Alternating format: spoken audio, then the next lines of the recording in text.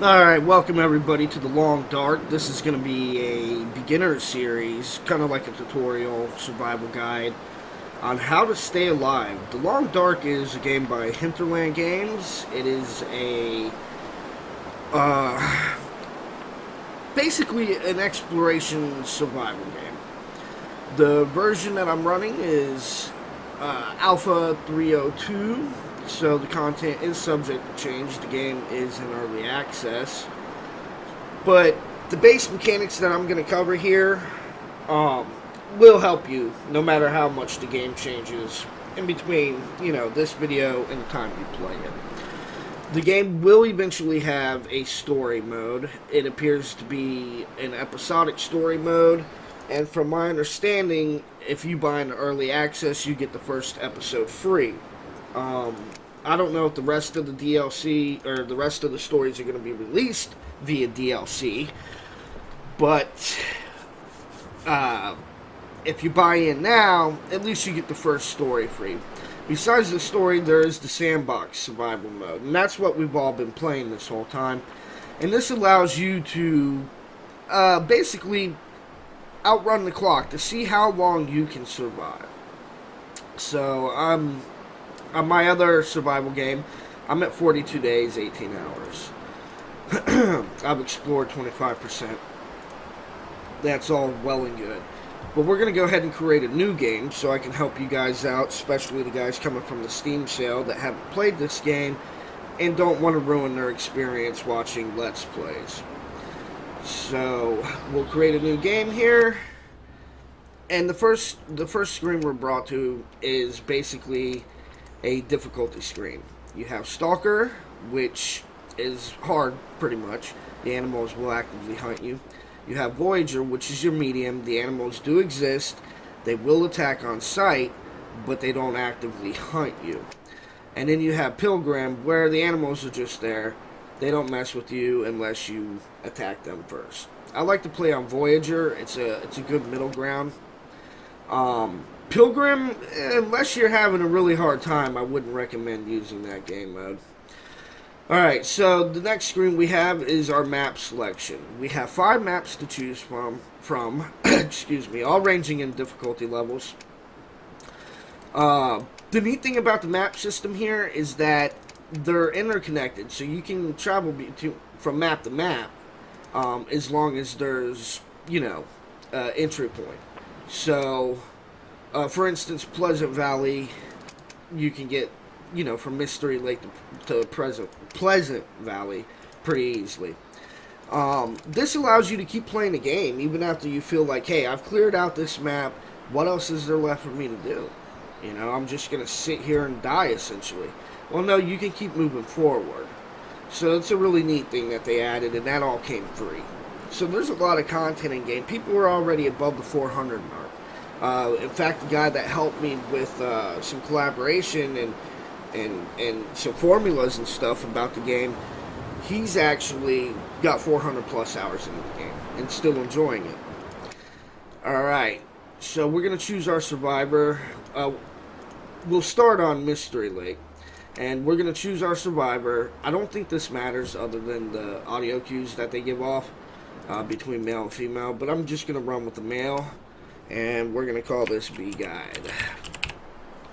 Alright, so when we spawn into the world, we're going to come in based on a few random spawn points. And right when we spawn in, it's going to become very clear to us what our goal is. Alright, nice short loading times here. Unlike most sandbox games on Steam right now, where the direction of the game is kind of, what do I do, what do I do?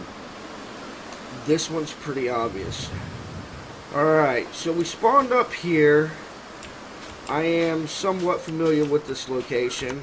I'm going to go ahead and hit tab. You can see automatically there's 11 hours of daylight left, and my body temperature is dropping quickly. So the best thing for me to do would be to seek some form of shelter. And this is a decent spawn point. Sometimes you're going to have to walk around to find a place to take shelter.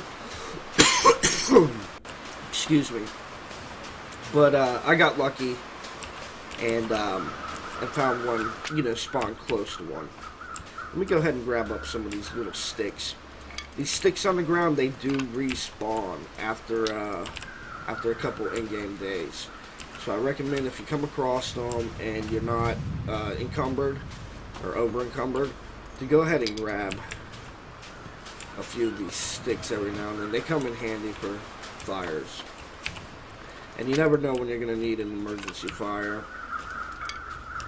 Alright, so we have some birds circling up here. Typically that means that there is a dead body somewhere.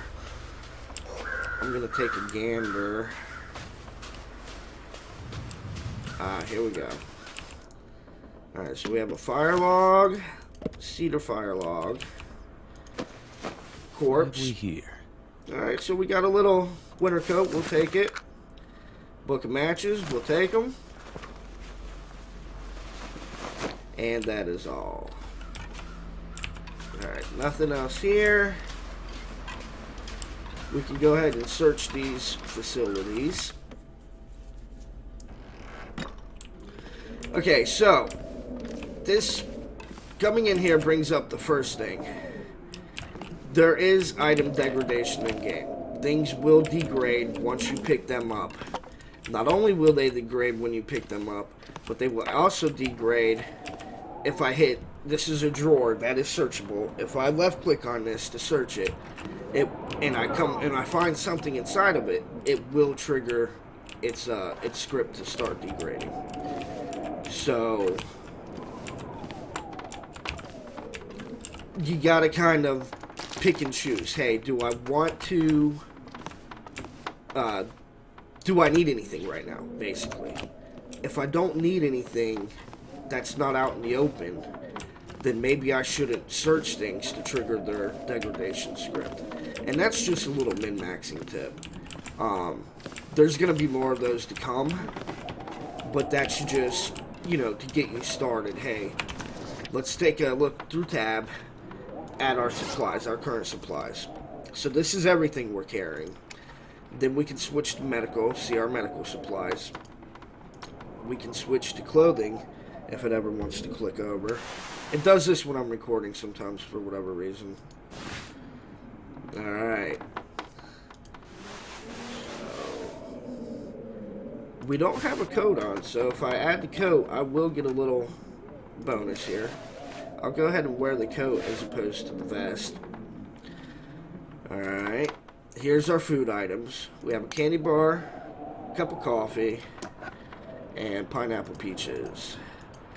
Our tools, we have an accelerant to help with fires, a bedroll so we can sleep, sewing kit to repair our clothing and stuff, and matches. Matches do degrade, so I would recommend using, your lowest percentage one first. These are 80%. Use those up before you use up the 86%. Alright, for the sake of the video, I am going to go ahead and loot this stuff. Got a flare and a candy bar. Alright. Hope nobody needs this anymore. And a septic. And let's check this drawer. Normally I would not be looting these areas. I have enough supplies to get me to where I really want to go.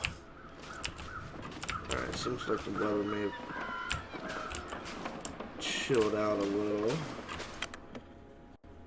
So that's a good thing.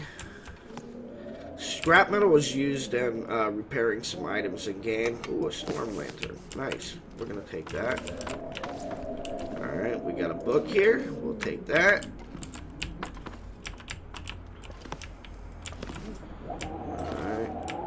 And we got soda.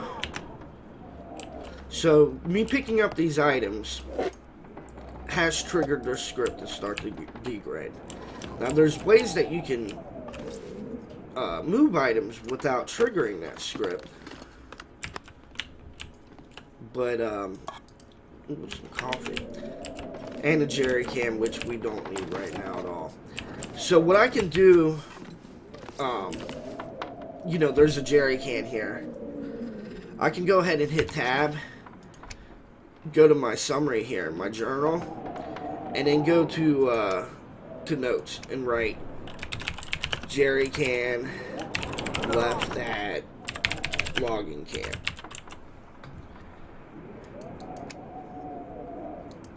And then I'll know, you know, when I play, hey, there's a jerry can left in this area. And that's a good way of keeping track of where everything's at, so you're not just taking things because you're scared you're going to forget if you leave them. Alright, so there's nothing else here. And we'll check the last one. Yeah, I know you're cold, bud.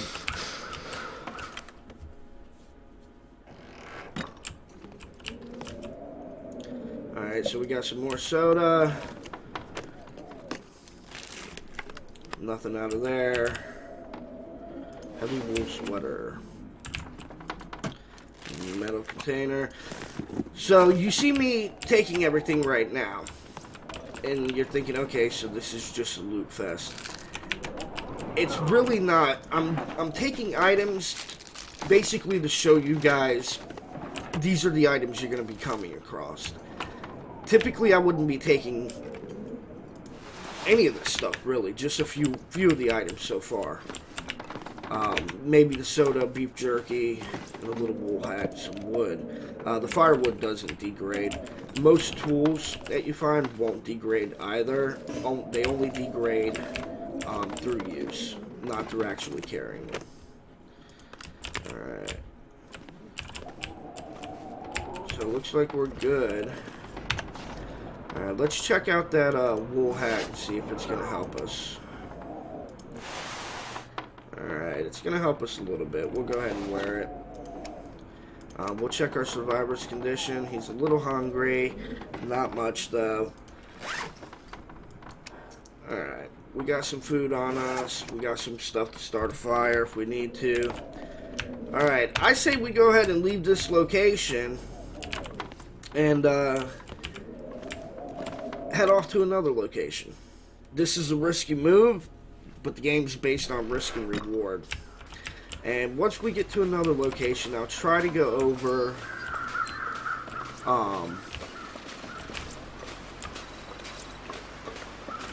just getting my bearings here. I'll try to go over the items that we've already looted. So I'm gonna hold sprint to run. This is gonna burn up some calories, and this is gonna lower my overall fatigue faster. But for the sake of the video, it's going to allow me to get to where I want to go a lot quicker as well. The cold is making my head feel thick.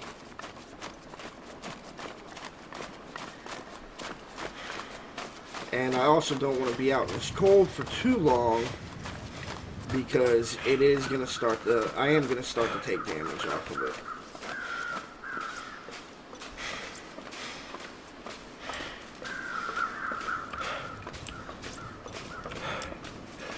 Alright, the good thing about Mystery Lake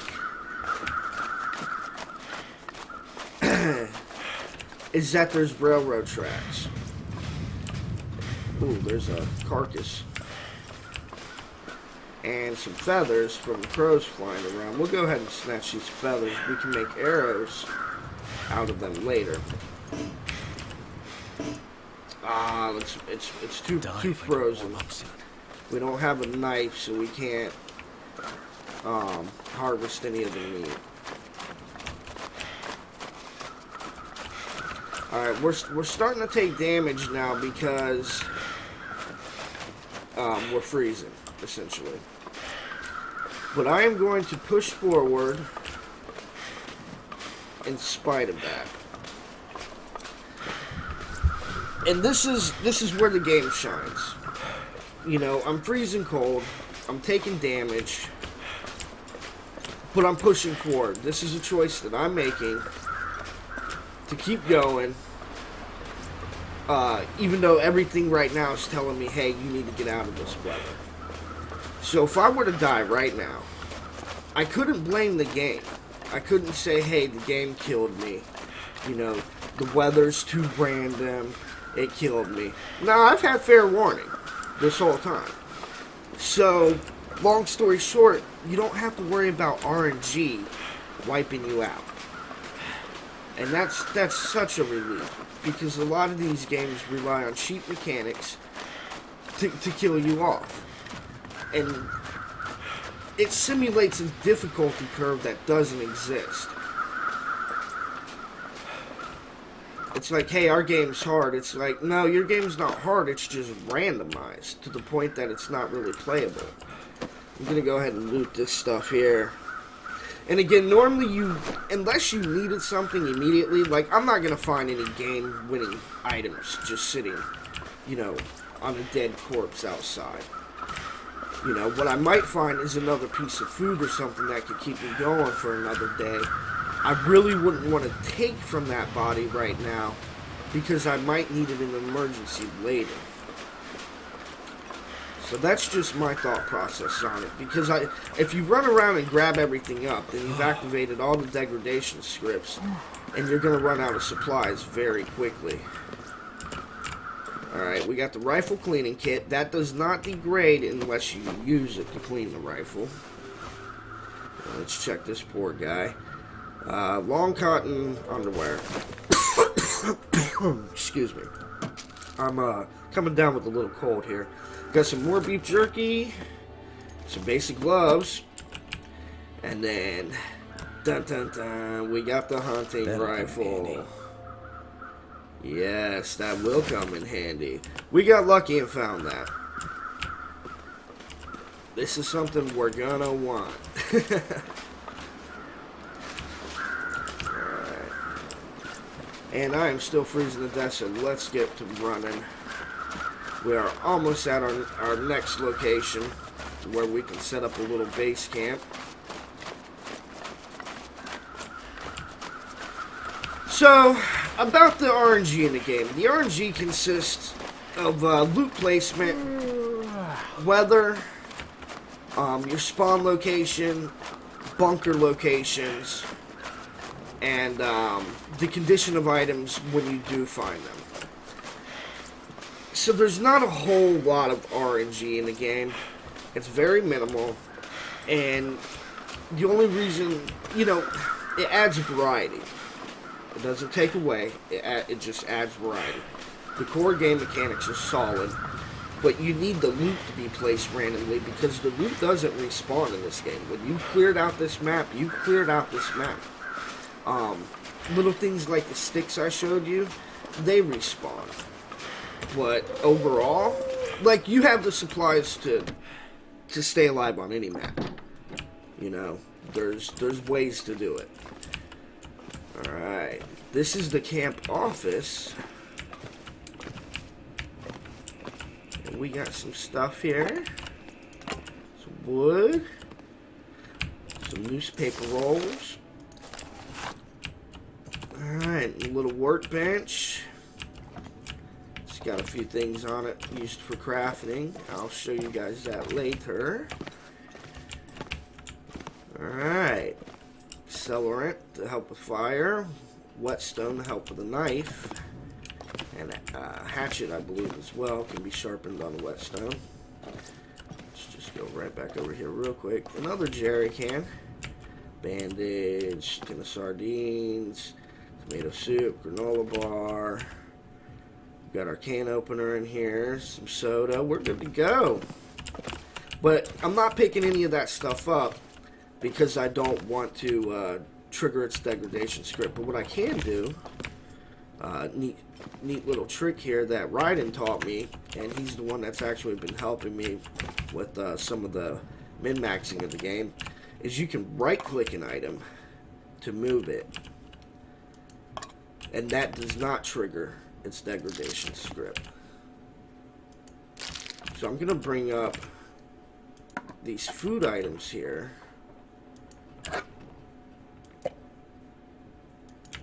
Alright, now the can opener I can take, it does not degrade unless I use it. But now I got my foodstuffs sitting right there for me. Alright, let's head upstairs and see what we got. Huh. Alright. We got another book. We got some pain pills. Newsprint. A couple crates. Let's check this We cupboard. could use this. Mittens. Matches. I've already triggered the script, so I might as well take them. Work boots. Triggered the script. Might as well take them. Alright. There's an extra bedroll. Some drawers. Alright, so what I'm going to do is I'm going to check my clothing items real quick. And I'm going to see which is going to provide the most. So this is going to give me a 0.6C warmth bonus and wind chill bonus. The gloves are significantly better. Or the mittens, I mean. I'm going to go ahead and wear the mittens. Alright. And the work boots are going to give me a significant bonus over the shoes that I have on already. So I'm going to go ahead and wear those. And this heavy wool sweater is better, so I'm going to go ahead and wear it. Excuse me. So what I'm going to do here is I'm going to go downstairs and I'm going to... Actually, I'll do it right here. Let's see, the drawer. I'm going to search the top drawer. Alright, it's empty, so I'm going to click on it again. And I'm going to take all my clothing items that I'm not wearing, and I'm just going to dump them into here. Now, there's some debate as to whether or not things degrade slower if you leave them in a cabinet type, you know, if you leave them in an inventory slot or not. So, I'm not trying to min-max on that level, but I don't want the added weight of carrying these items either. So, we've got a lot of stuff here. Dry mouth, hunger, we're tired, but we are warming up. So we can go ahead and say, hey, what's our condition here? We've got 1,100, you know, almost 1,200 calories. We look at our food items and we see beef jerky's got, you know, the lowest. At 350 calories, it's at 39%. We can go ahead and eat that. Now you can see our calorie store increasing. We're a little thirsty, so I'm going to look at my sodas and say this one's 77%. I'm going to go ahead and drink that one first. And now we're not as hungry and we're not as thirsty. Alright, let's see how much daylight we have left. We have 7 hours. Alright, that's not bad. I'm going to continue looking in this location. Leave it there for now, in the hopes of finding a hunting knife. Alright. That is, I haven't found a hunting knife or a hatchet yet. And those are the two things I really want at this point. Ooh, I got lucky and found a magnifying glass. Now, the magnifying glass doesn't degrade at all. And it allows you to start fires outside on a clear day. You can't start it in the middle of a blizzard, but... What have we here? Nah, leave the pain pills. I don't need them. Alright, so I can't find a hunting knife or a hatchet, so I'm gonna... I'm gonna step outside real quick. I've got enough energy and enough warmth to go and check one of these fishing shacks real quick.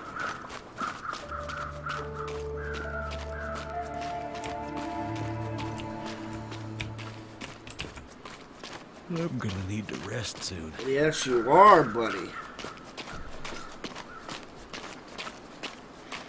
Alright, and it's safe for me to check this fishing shack because it's a direct shot back to my cabin. And if I hadn't turned around back and forth, excuse me, there's enough stamina Think straight. for me to run here directly without having to stop. Looks like we got a fog setting in. You can kind of see my visibility's getting worse. Alright, so we'll take some more wood. And I'll go ahead and clean this out. Nothing. The energy bars, I believe, do not degrade, but don't quote me on that. Alright, we got some crackers. These are excellent sources of food. Line, I'm going to leave it. Rifle round, I will take. Alright, we got a little fishing hole, but it's frozen over. Yeah, the fog is creeping in on us. Alright, as you can see, I'm tired. As you get more tired, you can carry less weight. So now I'm over encumbered, and I can't run. So, the advice here would be to head home. But I'm going to try one more cabin here. The fog is coming in. Visibility's getting lower. You really don't want to be out here unless you know where you're going. And I've played this map enough to know, you know, where I'm going. Alright, so, like these matches, I don't want to pick those up. But what I can do is right-click and take them all the way back to my base. If I desire to.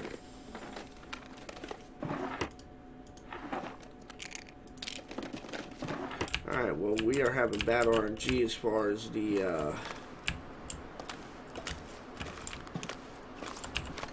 as far as the hunting knife is concerned. But that's of no consequence right now. We're going to go ahead and head back. And once we get back to base, I'm going to show you guys how to start up a fire. I was going to try and find a knife and get to a carcass. But with our health draining, we're freezing cold, we're tired, and the fog coming in, I'm not going to push my luck that far. And I really wish I could sprint right now.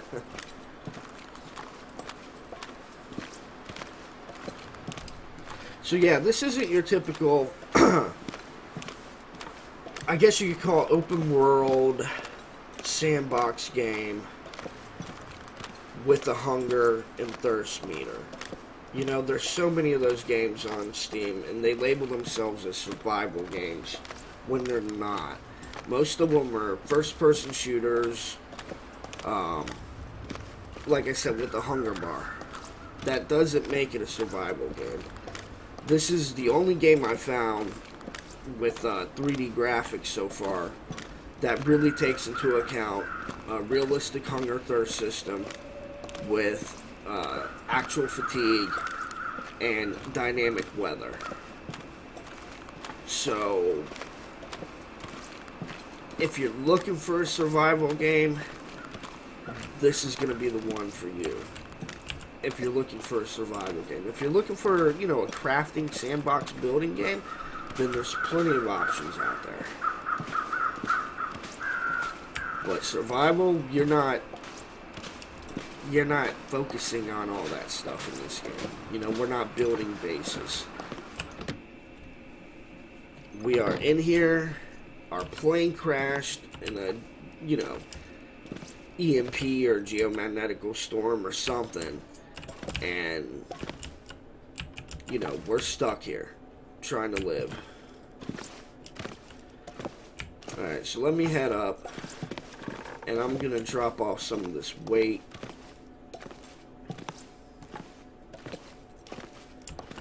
But what I like to do, because the items don't despawn, is I like to say, hey, let me go ahead and drop fire log, one of these cedar firewoods, and I'm going to drop 4 of these reclaimed woods, and then drop 4 of these sticks. And that's going to help my weight some. Alright, we are completely exhausted. So let's go ahead and use this wood stove real quick. Now, we wanted to use the matches with the lower. So what I'll do is I'll come over here and make this my little storage area thing. And 86%, 86, and 80. So we'll go ahead and transfer these higher end matches over to this container. And we'll use the wood stove here. We're going to use our matches as a lighting source. And we're going to use a tinder plug to light. But we're going to burn a book straight up. Because as you can see, we have a fire starting base skill. Now, depending on that skill and the items we're using to start the fire, it gives us a percentage chance that it's going to succeed. 70% may seem like a guaranteed thing, but it's not. So for the sake of this, I'm going to go ahead and use the book and hope for the best. Just so we can pretty much for sure get a fire started. Every time you successfully light a fire, your skill increases and it becomes easier to light the next fire. Much like in real life, if you were an actual person put in this situation, the more you know, repeat these tasks, the better you're going to become at them. So, I think it's fair to have a skill for that. Alright, so our fire's burning for 11 minutes now. And left click it, and I'm going to add some cedar firewood. And then after the cedar firewood, I'm going to add some reclaimed wood. What I'm going to do now is I'm going to melt snow. So I know that half a liter of snow takes 10 minutes to melt, and then 5 minutes to boil in the potable water that you can actually drink.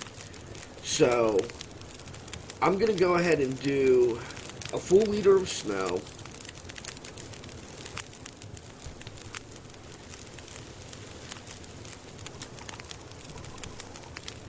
And then I'm going to go ahead and boil that full liter of snow. Or water, rather. Alright. And I want to cook up these pork and beans. So I'm going to use my can opener.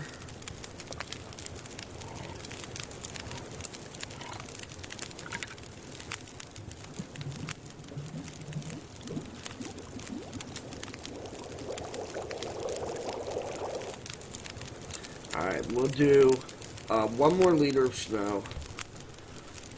And then I'm going to try to grab a torch out of this fire.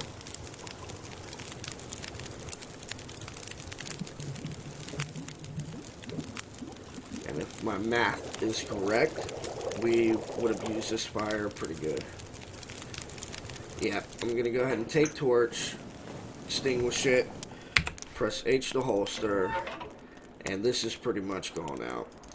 So we don't need the fire anymore anyway. So what I'm going to do is I'm going to go ahead and go to my backpack, food items, select the water, take a drink. Alright. And then, well, I'm not going to sleep just yet. Let's go ahead and take those pork and beans. And we'll go ahead and eat those up. Alright, so we're exhausted, but I'm going to wait it out a little bit.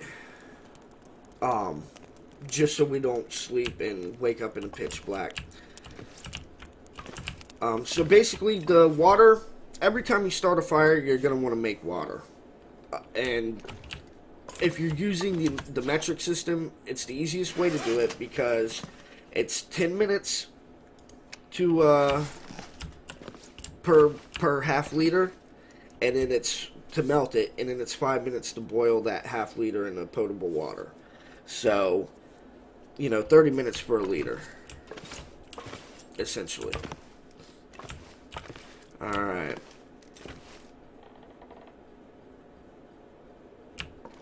Alright, well, I think we pretty much covered everything in this video. This is our first day's taken care of. I mean, we accomplished a lot today.